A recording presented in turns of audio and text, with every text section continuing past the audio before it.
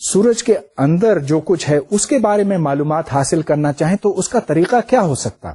آخر جو روشنی ہم تک پہنچتی ہے وہ تو بالائی سطحوں سے ہی آ سکتی ہے. جیسا کہ میں نے آپ کو بتایا، ایک فوٹون جب کور میں سے نکلتا ہے تو اس کو سطح تک آنے میں 1,70,000 سال لگ جاتے ہیں. مگر ایک اور پارٹیکل ہے جو ہمیں معلومات پہنچاتا ہے سورج کے اندر اس کے اندرونی حصوں کے بارے میں، اور وہ ہے نیوٹرینو. نیوٹرینو صرف 2.1 سیکنڈ میں کور سے سطح تک پہنچ جاتا ہے اور پھر وہ خلا میں سے گزرتا ہوا بالآخر زمین پر پہنچتا ہے. نیوٹرینو اس واسطے اتنی تیزی سے نکل سکتا ہے کہ اس کا انٹریکشن میٹر کے ساتھ بہت بہت کم ہے. جتنے نیوٹرینوز زمین پر آتے ہیں وہ تقریباً سارے زمین میں سے گزر جاتے ہیں. صرف 1 نیوٹرینو ان 10⁻42 زمین کے اندر پھنس کے رہ جاتا ہے. لیکن آج سائنسدانوں نے یہ صلاحیت حاصل کر لی ہے کہ وہ ان نیوٹرینوز کو نہ صرف ڈیٹیکٹ کر سکتے ہیں لیکن یہ جان سکتے ہیں کہ سورج میں سے کتنے نیوٹرینوز نکل رہے ہیں اور کس انرجی کے نکل رہے ہیں. چنانچہ اس سے ہم یہ جان سکتے ہیں کہ سورج کی مختلف تہوں پر اور اس کی مختلف آر ویلیوز پر ڈینسٹی کتنی ہے. یہ ایک لمبی کہانی ہے، ایک بڑا مضمون ہے، مگر یہاں پر میں صرف آپ کو اتنا ہی بتا سکتا. ایک اور طریقہ ہے جس سے ہم سورج کے اندر اور اندرونی حصوں کے بارے میں معلوم کر سکتے ہیں، اور اس کو ہیلیو سائسمولوجی کہتے ہیں. ہیلیو سے مطلب سورج سے متعلق اور سائسمولوجی سے مطلب ہے زلزلوں کی سائنس. ہاں، سورج پر زلزلے آتے ہیں. شاید آپ کو یہ سن کر تھوڑا سا تعجب ہو، مگر بات یہ ہے کہ سورج کی سطح یوں اوپر نیچے اچھلتی ہے جس طرح زمین پر زمین کی سطح اوپر نیچے جاتی ہے جب زلزلے آتے ہیں. اب ظاہر ہے کہ سورج کے اوپر جا کر کوئی میٹر تو نہیں رکھ سکتا جس سے ہم یہ معلوم کر سکیں کہ زلزلوں کی شدت کتنی ہے، کہاں آتے ہیں کہاں نہیں آتے ہیں. تو پھر ہمیں کیسے پتا کہ سورج پر زلزلے آتے ہیں؟ بنیادی طور پر اس کے لیے ہم ڈاپلر ایفیکٹ استعمال کرتے ہیں. اب یہ دیکھیں کہ یہ ساری چیزیں آ کر اکٹھے ہو رہی ہیں. جو آپ نے پچھلے لیکچرز میں سنا ہے وہ اب ہم سورج کے اوپر اپلائی کر رہے ہیں. ڈاپلر ایفیکٹ کا استعمال یوں ہوتا ہے کہ یہ دیکھیں کہ اگر سورج کی بالائی طے یہ ہے اور یہ اوپر نیچے یوں جاتی ہے تو اس کے ساتھ جتنے ایٹمز ہیں وہ بھی اوپر نیچے یوں حرکت کرتے ہیں.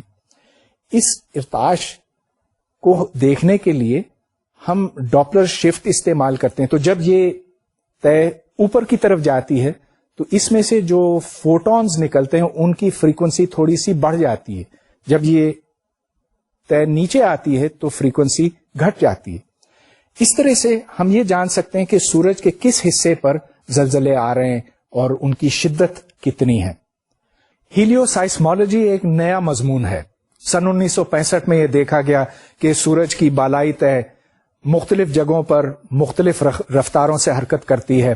پھر سن 1975 میں اس کی پہلی توجیہ پیش کی گئی اور اب یہ باقاعدہ ایک مضمون کی شکل میں ابھرا ہے. لیکن اب میں ایک اور موضوع کی طرف جانا چاہتا ہوں. سورج سے جو گرمی اور روشنی خارج ہوتی ہے وہ بالآخر ہم تک پہنچتی ہے، اور اگر یہ نہ ہو تو زمین پر زندگی ناممکن ہو جاتی. اب یہ دیکھیے کہ سورج ایک بلیک باڈی ہے اور اسی طرح زمین ایک بلیک باڈی ہے. اس کا میں ذکر پہلے کر چکا ہوں کہ جب بھی آپ کسی جسم کو گرم کرتے ہیں تو اس کے اندر جو ایٹم یا مالیکیول ہیں اور جن کے اندر چارجز ہیں تو وہ حرکت کرتے ہیں.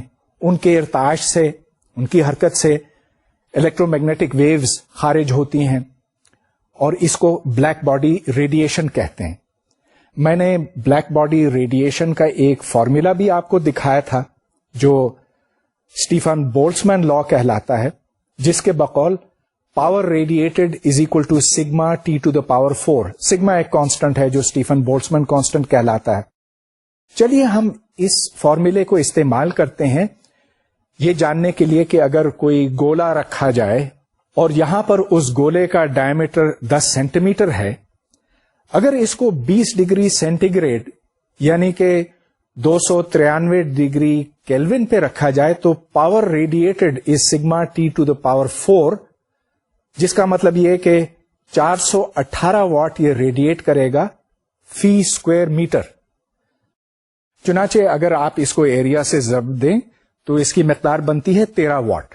آپ یہ حساب بھی لگا سکتے ہیں کہ آپ کے جسم سے کتنی ریڈیشن ہوتی ہے، اور اگر ایریا اس میں شامل کیا جائے، چلیے ایک اپروکسیمیشن ہی صحیح، تو اس سے تقریباً 100 واٹ کا آنسر نکلتا ہے. اس کا مطلب یہ کہ ہر سیکنڈ آپ کے جسم سے 100 واٹ خارج ہوتے ہیں ریڈیشن کی صورت میں. یہاں پر آپ دیکھ رہے ہیں کہ ایک بلی کی تصویر لی گئی ہے. اس بلی کو دیکھیں، اس میں سے بھی ریڈیشن خارج ہوتی ہے. جسم کے جو زیادہ گرم حصے ہیں وہاں سے زیادہ اور ٹھنڈے حصوں سے کم. اسی طرح سے زمین سے بھی توانائی خارج ہوتی ہے. کتنی خارج ہوتی ہے؟ Sigma T to the power 4 per unit area. اب ہم یہ حساب لگانا چاہتے ہیں کہ زمین کا درجہ حرارت کتنا ہونا چاہیے.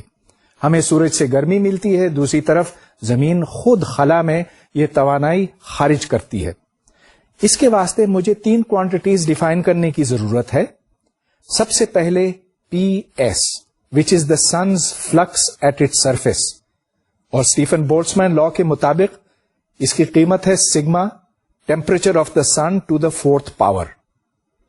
اس کے بعد sun's flux at the earth, جس کو میں نے پی آر کہا ہے، اور اس کی قیمت sigma T to the power 4 times R S over R squared ہے. اس کو بہتر سمجھنے کی ضرورت ہے.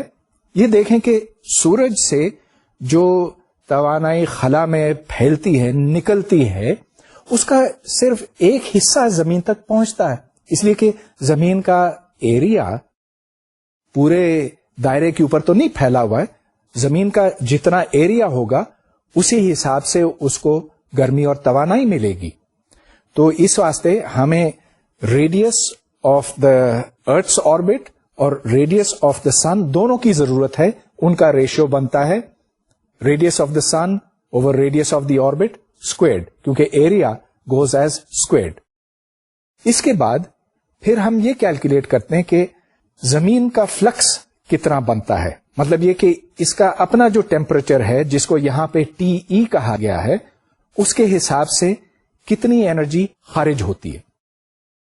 اب یہاں پر جتنی انرجی ہمیں سورج سے ملتی ہے اتنی ہی واپس جاتی ہے. اگر دونوں میں فرق ہو تو اس کا مطلب یہ کہ ہمیں نیٹ انرجی یا تو مل رہی ہے یا کم ہو رہی ہے، جس کا مطلب پھر یہ بنتا کہ زمین کا درجہ حرارت تبدیل ہوتا جاتا. لیکن چونکہ یہ ایک ایکویلیبریم سولوشن ہے، ایک ایکویلیبریم سچویشن ہے، تو اس واسطے جتنی توانائی آتی ہے اتنی ہی واپس جاتی ہے. چنانچہ power absorbed from the sun is equal to power radiated by the earth. سورج سے جتنی ریڈیشن ہمیں ملتی ہے اس کی مقدار ہے پی آر، گویا کہ sun's flux at the earth multiplied by the area pi radius of earth squared. دوسری طرف جو باہر جاتی ہے اس کی مقدار ہے پی ای انٹو 4 پائی آر ای اسکوائرڈ. اب یہاں پر میں نے پائی آر ای اسکوائرڈ کیوں نہیں اور 4 پائی آر ای اسکوائرڈ کیوں استعمال کیا؟ وہ اس واسطے کہ پائی آر اسکوائرڈ تو کراس سیکشنل ایریا بنتا ہے، لیکن پوری زمین کا ایریا 4 پائی آر ای اسکوائرڈ بنتا ہے. اور چونکہ زمین تو ہر سمت ریڈیٹ کرتی ہے تو ہمیں ٹوٹل سرفیس ایریا لینے کی ضرورت ہے. چنانچہ اب ہم نے یہ حساب لگایا کہ power received is equal to power emitted. آگے چلتے ہیں. اس سے پھر P R is equal to 4 times P E نکلتا ہے. اب آپ پی آر اور پی ای کی قیمتیں لگائیں تو وہاں سے پھر temperature of the earth 280 degrees کے نکلتا. اب 280 ڈگریز کے کوئی برا حساب نہیں ہے، حالانکہ ہم نے ایک بڑی سادہ قسم کی کیلکولیشن کی